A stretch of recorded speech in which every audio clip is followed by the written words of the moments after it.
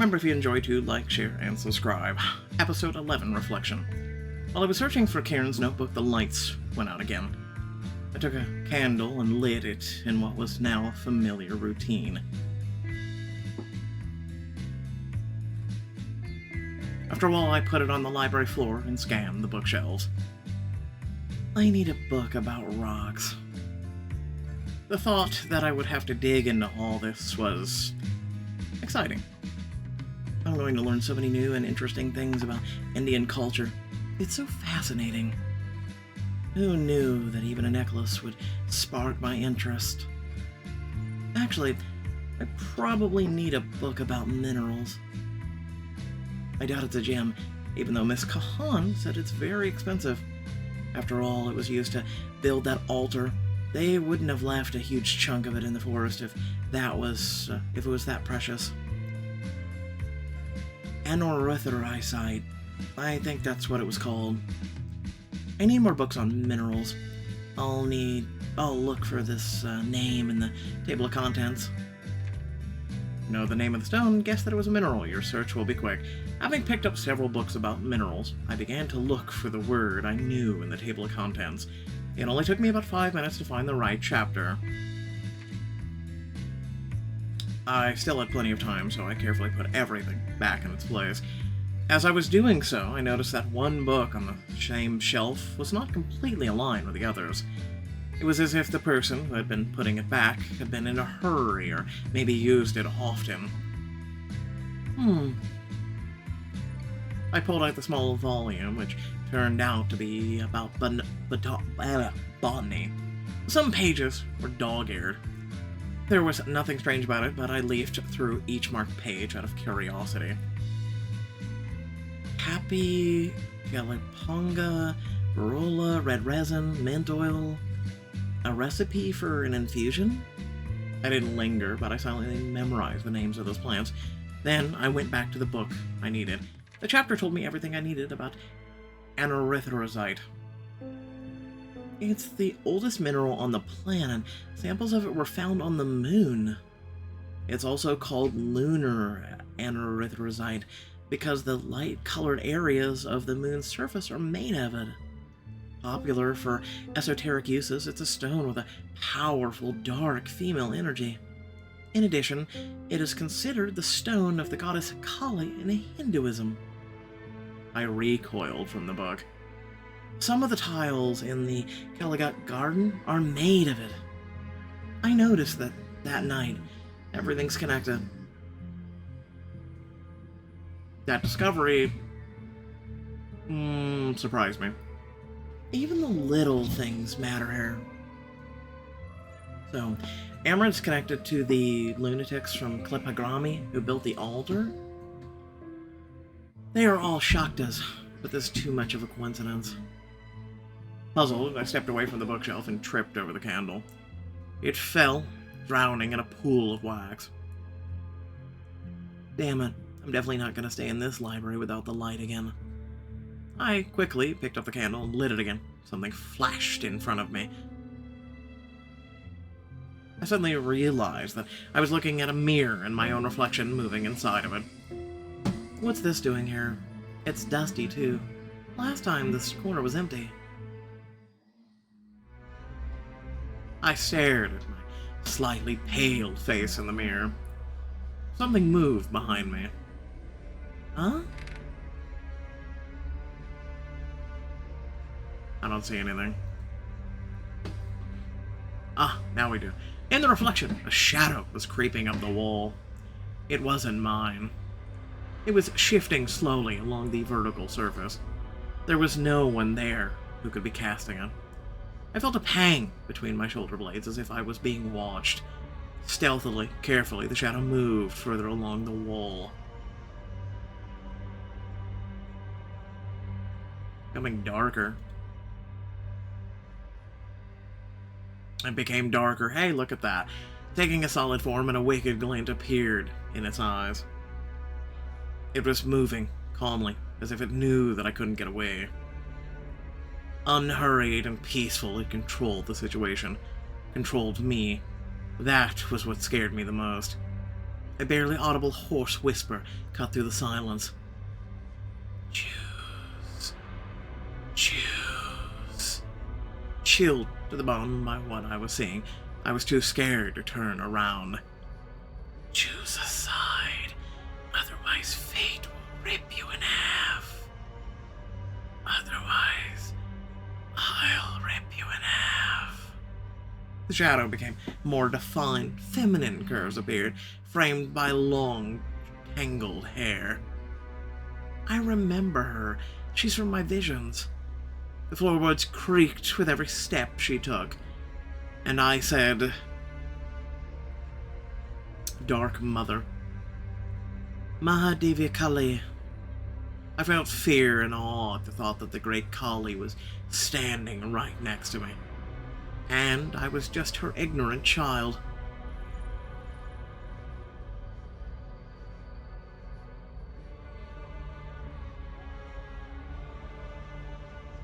I plucked up all my courage and turned around in one fast movement. The room behind me was empty. Where did she go? I turned back to the mirror.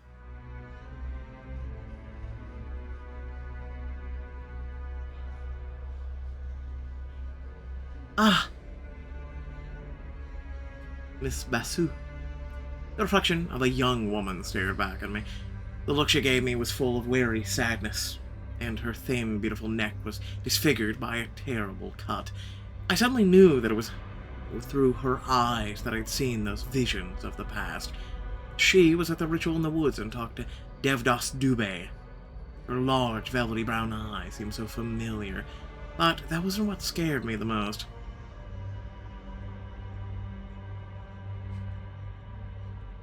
It takes forever for these images to shift. Why? And I'm clicking, trust me. I instinctively reached out to touch the mirror or surface of the mirror, and the woman in the reflection did the same. When our palms touched, I felt warmth. I'm sorry. I'm so sorry. The room suddenly filled with the scent of her perfume. My heart started aching with longing. Honey, cinnamon, jasmine, a warm, soft, familiar fragrance. It was like I was home again. Right then, I realized that tears were rolling down my cheeks. The woman in the reflection also started crying. Come to your senses, Mala. Don't do what you're planning to do. Don't listen to their words. Don't let them tempt you. You're not going to find answers. You're going to find death. I flinched in horror and guilt, unable to stop crying. That was my mother who had gone missing. Mom? Mom? I squeezed my eyes shut, refusing to believe what I was seeing.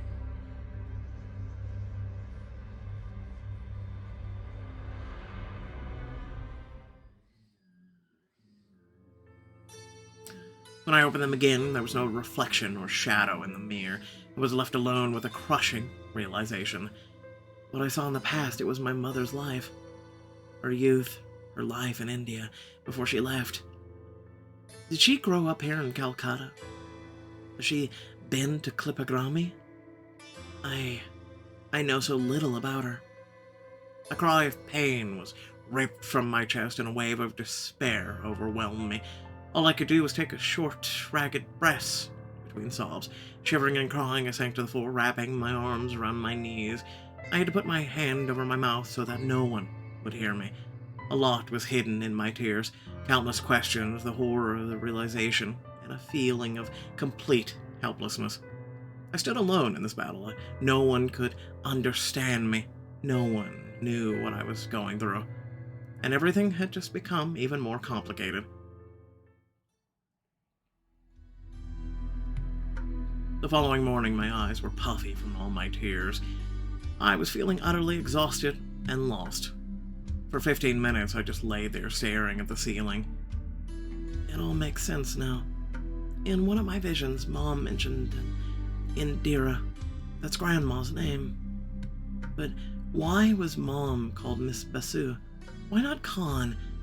What does Devdas Dubé got to do with it?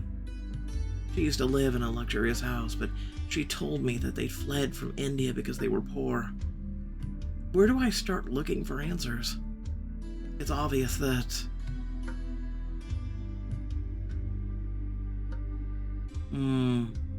I'm in big trouble. And I have to deal with it somehow. It would be much easier if Mom and Grandma didn't lie to me, told me all this important information. I keep hearing that I'm in danger, but because of what, why, who is to blame for it? That's left to me to figure out. Getting out of bed, I went to the bathroom. What the hell did Mom get herself into, and what happened to her? I was just starting to forget about her. How am I supposed to feel now? After washing my face and brushing my teeth, I took off my pajamas. Bright outfit, light outfit, plain outfit.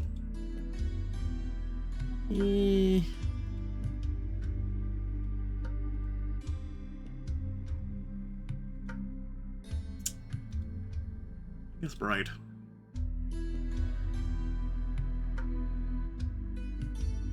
The most difficult thing was to make the swelling go down after a night of crying. Cold rags on your face help. European makeup. Indian makeup. No makeup. European is very light. Indian is... I mean, damn the dark lipstick.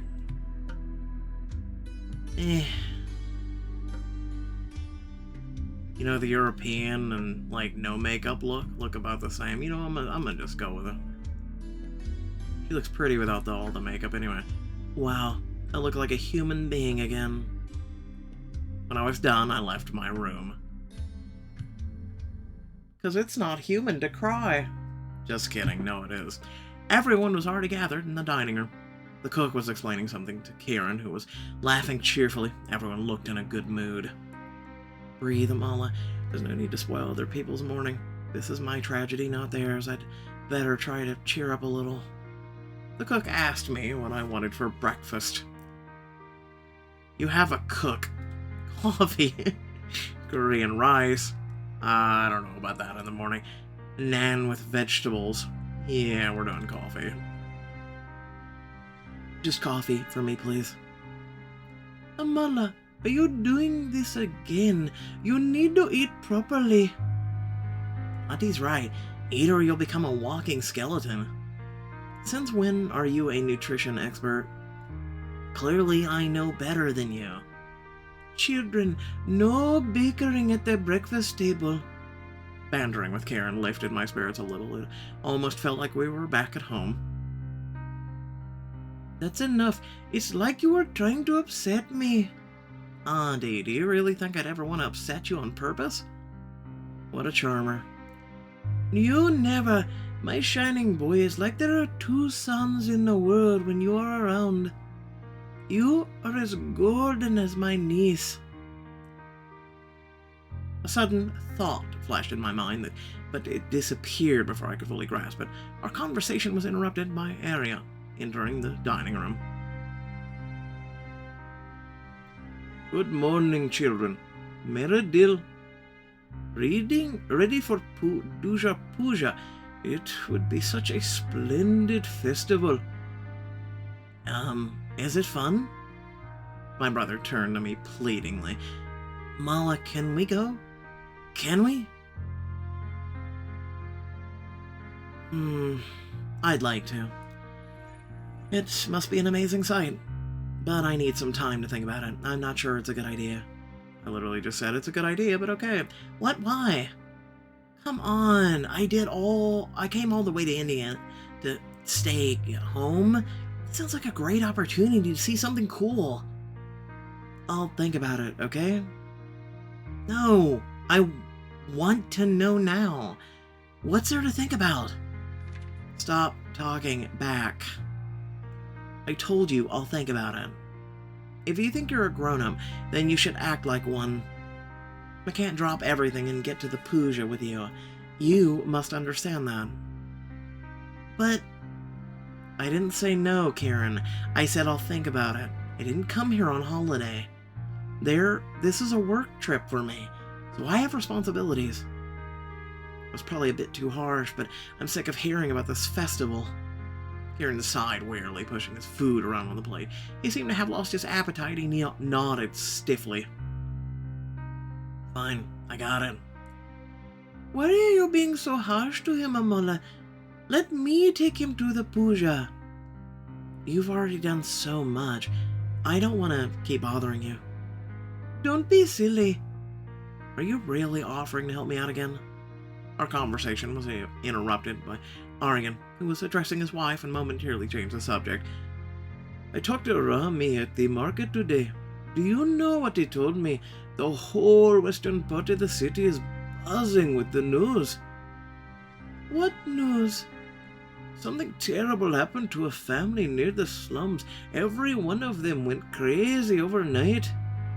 They were found rambling in a panic one morning. They never recovered. How can that be? People say both of their daughters-in-law died and one of them was pregnant. Maybe they were driven mad with grief. Uh-oh. My brother kicked me underneath the table. I looked at him in surprise and he leaned over to me, whispering nervously, Stop it! Don't encourage her! What do you mean? I'm sick of her clinging to me. I don't know where to hide to be left alone. I'd rather stay at home than go out with her. She's a bit bonkers, you know? What do you mean by that? She's obsessed with me. That's what I mean. It freaks me out at times. My brother sat up straight and smiled. Surprised by his words, I continued to eat my breakfast. He trusts you completely. When we finished eating, I went to the balcony garden on the second floor. I wanted to call Rattan and ask him about everything that happened. But how do I do that correctly?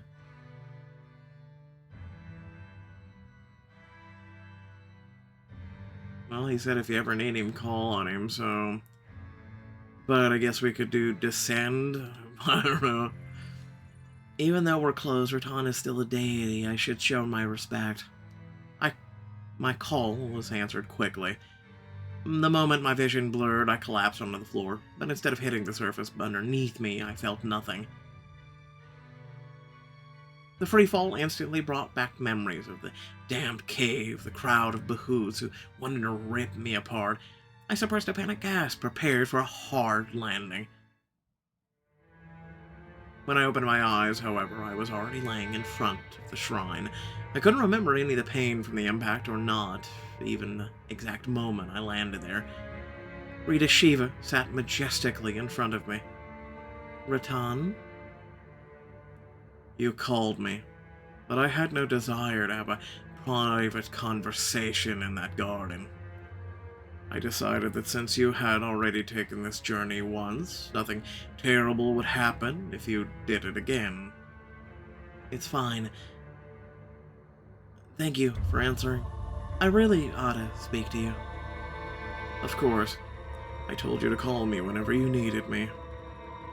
I appreciate it nonetheless. What brings you here?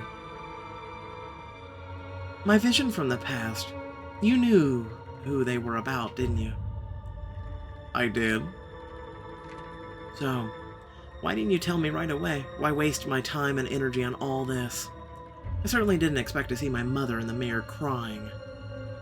I wouldn't have felt so bad if I had known from the beginning that she was Miss Basu.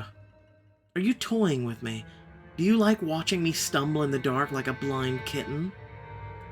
Please settle down, Amala. Of course it doesn't bring me any pleasure.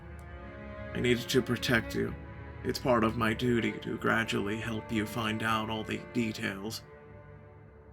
What's that even supposed to mean? Your nervous system is highly sensitive. There are things that you should learn about only gradually to get used to them. I already told you this. But it doesn't make any sense. Really? That's what you think? Rattan got up from his seat and slowly approached me with a stately grace. He gently tilted his head. How's your grandmother doing? Is she well? Don't. She's in the state only because she is tormented by visions, just like I am. Now I know that for sure. And yet she's not well. You lock her in the attic room, don't you? That has always been her bedroom. I looked away. And that room has always been soundproof? No, but... Has Indira Basul always needed a nurse to keep an eye on her? No. So she's not well, after all. And I'm just as unwell as she is. Is that what you're trying to say? How was my family connected to Calcutta? The Dubays? Why was their surname Basu? Don't ask me. Ask those who are directly involved. Amrit or Devdas? Both. I'm only your guide to our culture. But it's the truth, isn't it? Mom and Grandma were not Khan, but Basu? Yes. Just like you. Why did they change their last name? Mom didn't even get married, so why would she take someone else's name besides my father was just a regular British man? They had their reasons, behind which lies your family history, but I didn't really know them. I was busy elsewhere at the time. Then, let me ask you another question. Did Amrit order you to bring me here? Yes. What kind of influence does he have over you? None. I only did what I had to do. Despite that, I felt sorry for dragging you into other people's affairs and forcing you to fulfill what's our duty. What duty? To keep the peace. To maintain order in Kolkata. You're part of that order. That's why everything's happening the way it did. We all had to find you. All? Yes. The Dubays and I. Please don't ask any more questions. Only they can give you the answers you seek. In that case, I want to go home now. Close your eyes, I'll take care of everything. His shrine didn't smell of anything. It was scrupulously clean. There was nothing but the faintest whiff of sandalwood. When I closed my eyes, I instantly felt the air around me change, from cool to hot, humid, and heavy. 1,000 smells mixed in it: smoke, fried food from a street vendor, dust. The silence was shattered by the noise of the city. When I opened my eyes, I found myself in a narrow alley. My destination was Dubé's secret library room. Since the Dubés are connected to the Basus, it means that they were both influential, that my family was influential. Probably Amrit's collection has more information about it. It was pointless to ask the Dubés themselves about anything, because... unworthy, trying to hide everything, or they were toying with me. So far, Amrit has been toying with us.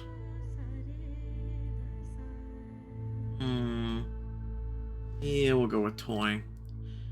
Like everyone else around me, they just watched my futile attempts to figure out my past. They were having fun. It all reeked of unspeakable arrogance.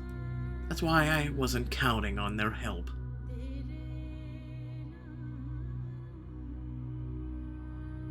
Trespassing is wrong, but they've done far worse things. Amrit didn't harm me when he caught me in the temple that night, but how will he react to me sneaking in here? On the other hand, he could have at least put some kind of lock on the door after he discovered I got in. Maybe he purposely didn't. It was warm inside the room, and the coals were still smoldering in the fireplace. There was a faint scent of incense, as if it hadn't been too long since it had been burned. This alarmed me a little. What I didn't notice was that there was only a half-full glass of one by one of the bookshelves.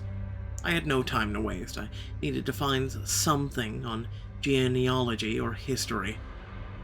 There were so many books that, scanning through the spines, my eyes began to hurt just as they did about 12 hours earlier.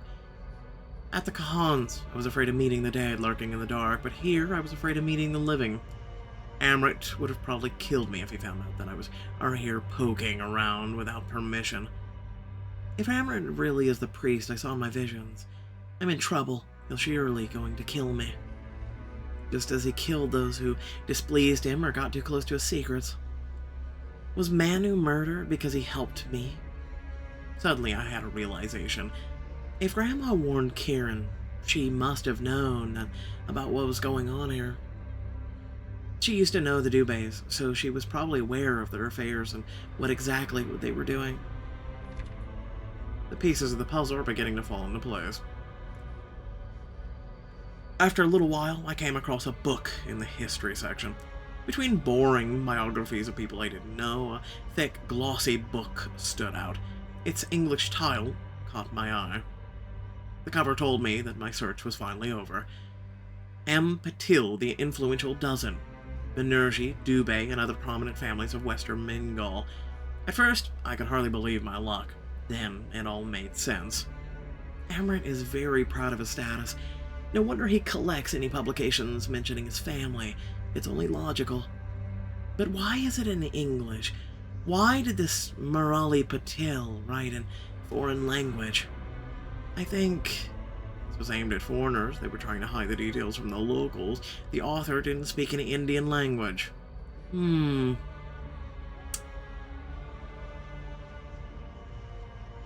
They were trying to hide the details from locals. Maybe there's something important hidden in this book?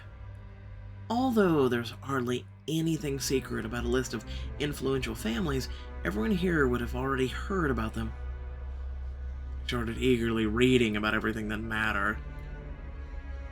First, about the Banerjee. Since my vision, my mother was talking to a woman from this family. I didn't delve into it, only noting that the family belonged to the Vayeshis, the caste of merchants. The Banerjee family was famous for their level of education, many of them being writers and poets. They made their fortune by finding and selling rare books. Not wasting any time, I studied the chapters about the Dubés and then the Basus. Reading the words on the page, I felt as if I was seeing everything with my own eyes.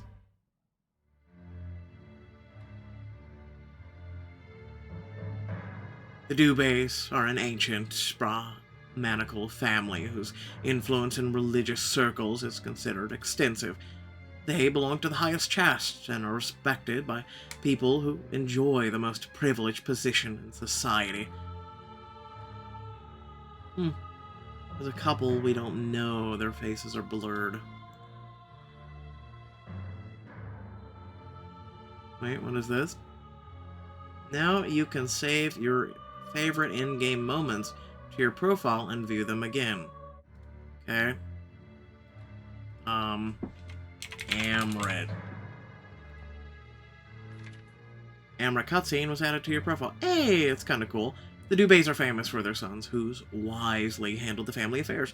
The family has a patriarchal structure. Characteristic features are dark, curly hair, green or amber eyes, tall stature, and ectomorphic physique. The family had been poor until 1810, leading a pure and ascetic lifestyle as appropriate for the Brahmin caste. An alliance with the Basu family was a landmark event.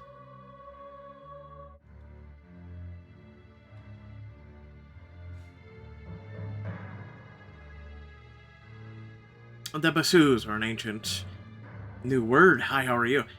Kshatriya family that had been occupying the highest position in West Bengal for many centuries. More than a third of the Rajas, mayors, governors in the state belonged to the Basu family.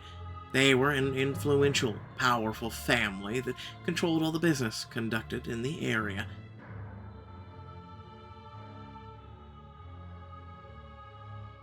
Hey, it's us. Hey, look, we can even save our own stuff. That's kind of nice. Basu. The Basus were famous for their daughters, who, due to their assertive nature, successfully and far-sightedly conducted the family affairs. The family was a matriarchal structure. Characteristic features are dark or brown hair, black, green, or amber eyes, medium height, and mesomorphic physique.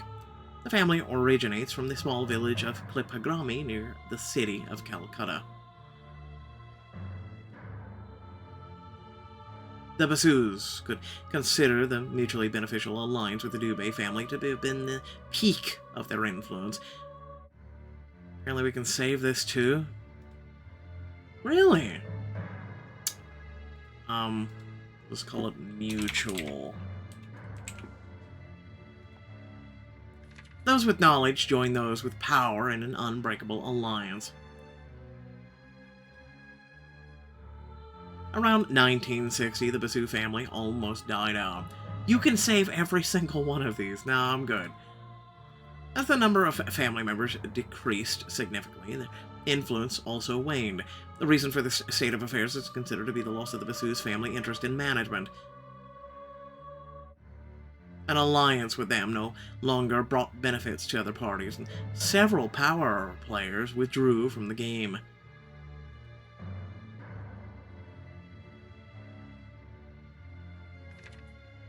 You've learned some important details. They will help you in the future. What happened to the Basu family? Why did they lose interest in management? They must have taken the wrong decision, been forced to do so. Technically, if you make the wrong decision that forces you into something, isn't it one and of the same? Just saying. Forced to do so. They probably valued their position. If anything turned out that way, they must have had no choice. Are you enjoying yourself? I flinched in surprise and tried to run away, but I couldn't. Amrit had put his hands on the bookshelf on both sides of me, trapping me in place. You got yourself in real trouble. His silky whisper in my ear sent goosebumps rippling across my skin. I tried to take a step away but my back hit Amrit's chest. I could feel him hovering over me with every inch of my body. I craved his touch. I felt the already familiar warmth that sprayed through my body every time I was close to him. I was scared. Without turning around, I mumbled, "I know what you're thinking, Mr. Dubé." I couldn't see it, but I felt him giving me an appraising look. I'm sure you do. You might even be thinking the same. What is he talking about? I wasn't planning on stealing anything. Really? Did you manage to kick that bad habit of yours? I was just looking for a book. No sassy comebacks today. Are you really that scared? His arm wrapped around my waist, and Amrit pushed me against him. His hot breath was burning on the thin skin of my neck. If you didn't come here to see me, this is even more peculiar. What? Why? I hardly ever come here, but every time I do, I run into you. I knew you were here before I'd even stepped inside. My heartbeat changes near you. Can you feel it? Y'all keep draining me of my diamonds. Yes. After all, my heart was acting the same way. We didn't love each other, but our bodies disagreed. Amrit started twirling a lock of my hair on his fingers, teasing me. I can feel your heart just leaped into your mouth. I turned to him quickly, and our eyes met. Don't make the mistake of thinking that I'm afraid of you. I was flustered, our faces were too close. Amrit felt solid, self-confident, as usual. Hearing my words, he just smirked, unfazed by our sudden proximity. I don't want you to be afraid of me. I find no pleasure in fear. I prefer to find it in other things. Dubé leaned towards me. As he let my lock of hair coil around his fingers, he lifted my chin.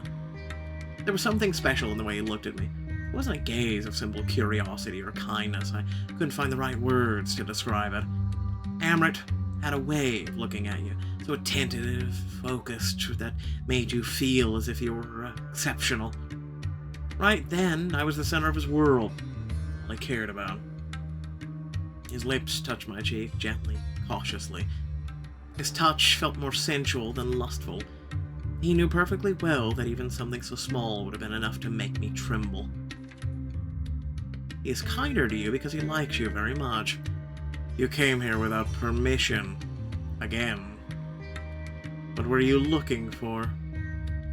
Can we go talk somewhere else? You can't make any demands. You're the one who got caught, not the other way around. I have the right to decide where and how we talk. You're doing this on purpose, so that I won't be able to give you any coherent answer. Why? You can't think straight when I'm so close. Not at all, no. I let out a barely audible gasp when he hovered inches away from my lips. His hand teasingly caressed my back. Fine, speak. I hope I'm not making you uncomfortable. Not at all. Your heart is racing. I was looking for a book about my family. Your family. Do you... His voice grew quieter, more muffled, as if he had moved away from me. I frowned, but then everything started to go dark. I was losing consciousness. Amala. Amala! They caught me as I started falling.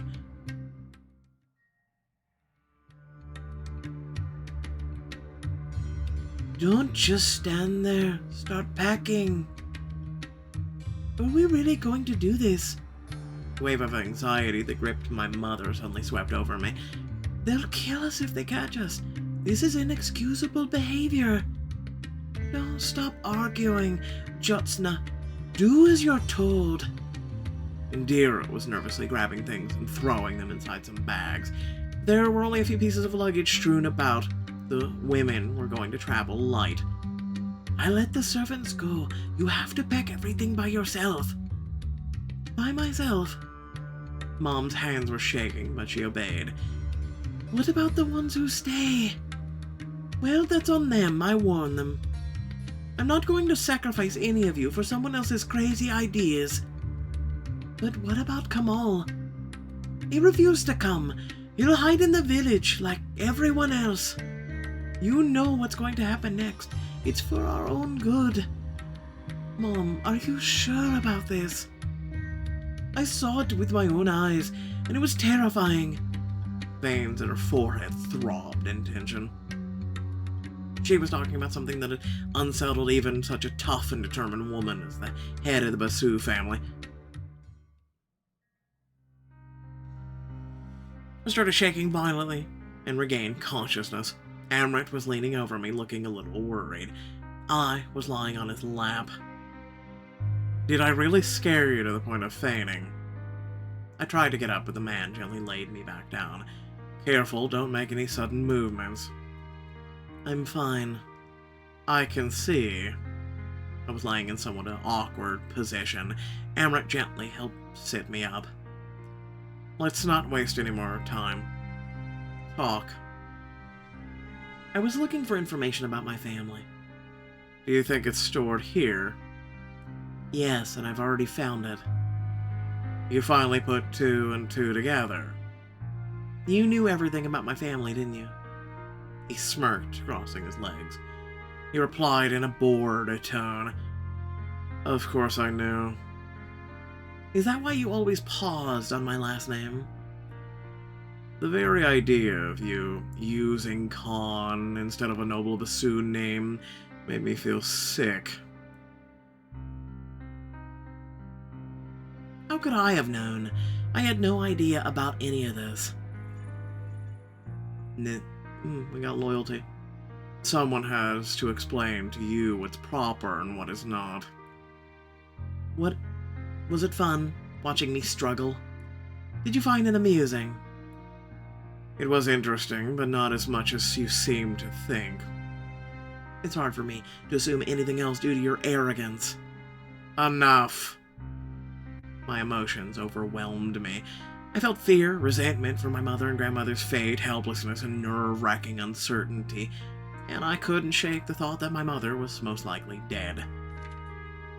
Kindness of the goddess path. Tell me now, what happened to my family? I'm done playing games, Dubé. What happened to the Basu family? What were they so afraid of? What were they fleeing from? I was hysterical, unable to restrain my feelings. I wanted to scream, rage. Look at you, so impulsive. The rumors about the Basu women are true, after all.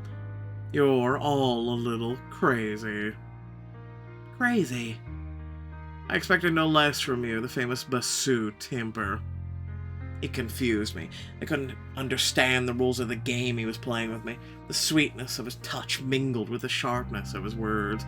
All his sarcastic answers hurt me for some reason. I don't know what I was expecting. If there's a connection between us, why couldn't he be nicer to me? If I'm annoying you so much, why are you showing me signs of affection? You annoying me. That's what it feels like. You're trying to resist me. You haven't picked a side yet. You don't even understand what you want. That's what annoys me. It tells me that you don't trust me. Do you seriously expect me to trust you, really? I haven't done anything to you, and I don't want to.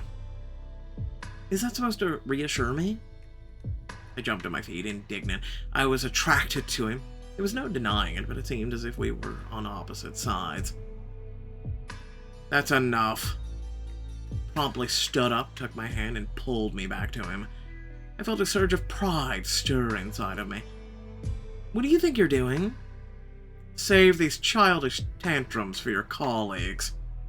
Not interested in playing stupid games. Then what are you interested in? Fooling around in the temple? He clenched his jaw but didn't reply. You, standing beside me. My intentions are clear and haven't changed. No, they're not clear at all. You're nothing but full of contradictions. Do you think I treat every woman the way I treat you? I've seen the way you treat women. Amala, stop it. Don't compare yourself to others or to just anyone. You knew what we were going to see when you entered the temple. I forgave you for every transgression. I'm kind and patient. Do you think there are many women I treat this way? More diamonds. Ah, yes. No, I know I'm the only one. But apart from the fact that we are physically attracted to each other, what other reason do you have to consider me special? I do as I feel. I don't cowardly try to come up with a reason for my every action. That's not my point. I need at least one reason to trust you, but I have none. I never meant to deceive you. On the contrary, I want you to want me. I want to see you next to me. As what? As a Mullah Basu who is devoted to me. Devoted? Yes, I will not tolerate betrayal. What about you? Are you going to keep running away, or will you finally admit it to yourself? Admit what? Are you attracted to me, yes or no? You better answer honestly. He looked at me searchingly. Guess there's no point in lying. We feel each other's feelings. Yes, I am. Finally, the right answer. He stepped a little closer to me. There was no sharpness in his movements. Every step was soft and smooth. He seemed relieved by my words, even though he had appeared so unshakable in his confidence. His beautiful fingers gently caressed my cheek, tracing the oval of my face. You're more hard work than I anticipated. What were you expecting? I thought it would all be easier and faster. Did you really think I was going to throw myself into your arms? You can still do that if you really want to. I promise I'll hug you back. I smiled bitterly. Amrit glanced at his watch. It's time to go. But first I need to clean up after someone who's very careless. I miss Manu. He was a good assistant. You must be joking. Your father is the one who ordered for him to be killed, or maybe even did it himself. Who told you that? I guessed it. Oh, what a smart girl. I like that about you. His mocking tone made it clear that he was not in the least fazed by your conversation. Why did you do this to him? Because of me? Is it guilt that I'm hearing? Manu failed me on more than a few occasions because he was stupid and careless. He knew too much, he had become a liability. It was not a crime to let you in here. The knowledge is available to any member of the Basu family. But Manu shouldn't have touched anything here. He's a Shudra. I have no intention of sharing anything with anyone of them. You really killed him. It is a chast of servants and laborers. Well, not specifically me. I'm far too busy for any of that. My sweet Amal, it's time for you to realize that nothing happens here without a reason. Dubé went over to the shelf where he caught me earlier. With firm and precise movements, he began to rearrange the books. I thought I had put everything back in the right place, but apparently things were not in the order he wanted. That's probably how he noticed if someone had touched his things. How pedantic. I looked down in shame and thought, damn it, our families used to cooperate. Is that why he was so interested in me from the beginning? And he had been waiting for a long time for me to come to Calcutta. Suddenly something small and golden caught my eye. A golden ring. A ring?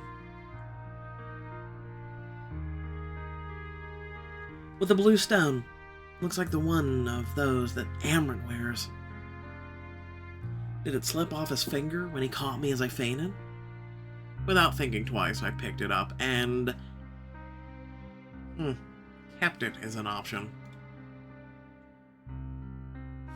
I only had a moment to act.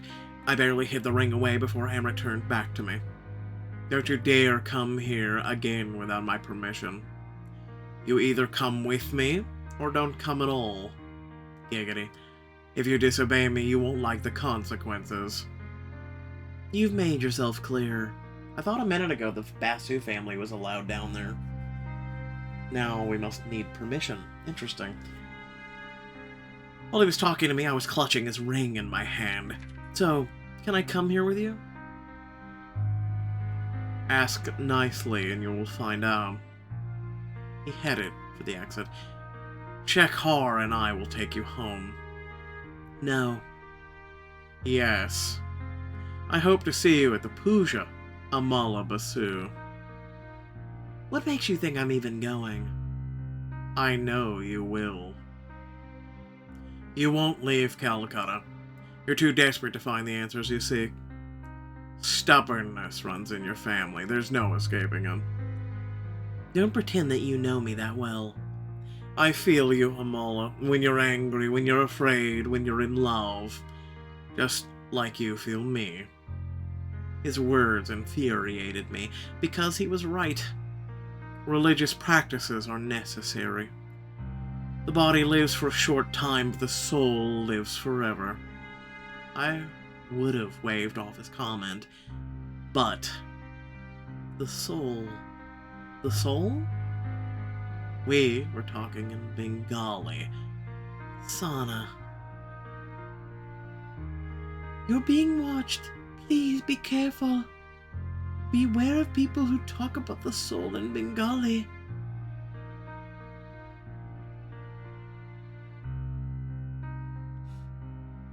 Amrit, how did the book that I borrowed from you end up back here? You have no friends in Calcutta, Amala. You should know that by now. This is all so confusing, and you're getting a 3 because I'm getting more questions than I'm getting answers. Seriously. Independence, 1. Loyalty, 2. 3. Respect, 1. Rage, 3. Kindness, and diamonds. But, before I go and collect those, please remember that if you did enjoy the content, to remember to like, share, and subscribe. And in the description, plenty of things to check out, ways to support, and ways to become an intricate part of this family, this community that we have here. Otherwise, leave a comment down below letting me know. Maybe you can answer some of my confusion, because really, truly, I am utterly confused about all this. And it's only getting worse.